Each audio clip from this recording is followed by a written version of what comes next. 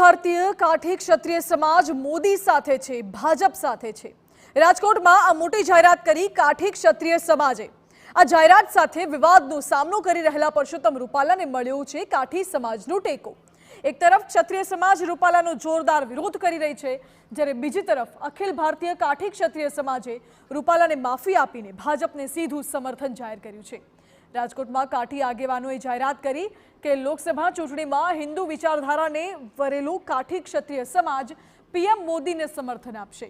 કાઠી સમાજના આગેવાનોએ એક સૂરે કહ્યું કે અમે હિન્દુત્વ અને સનાતન ધર્મની ધરોહર રૂપ નરેન્દ્ર મોદી સાથે છીએ અને નરેન્દ્રભાઈએ જ્યાં ઉમેદવાર ઊભા રાખ્યા હશે અમે તેમને ટેકો આપવો એ અમારી નૈતિક જવાબદારી છે।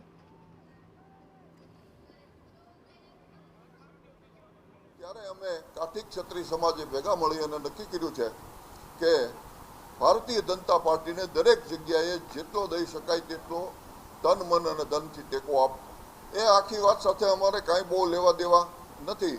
અને બીજી વાત એ કે કોઠી ધોવાથી કાદવ નીકળે એટલી સમજણ અમને પડે છે અને અમારા બધાય તે અમે સાથે જ છીએ। અમે કંઈ સામાજિક રીતે તો કોઈથી જુદા છીએ જ નહીં।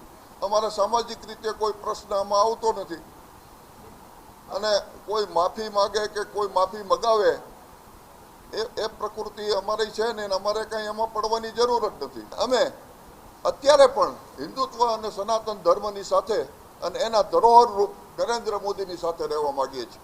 એમણે જે ઉમેદવારો ઊભા રાખ્યા હોય એને ટેકો આપવો એ અમારી નૈતિક ફરજ છે।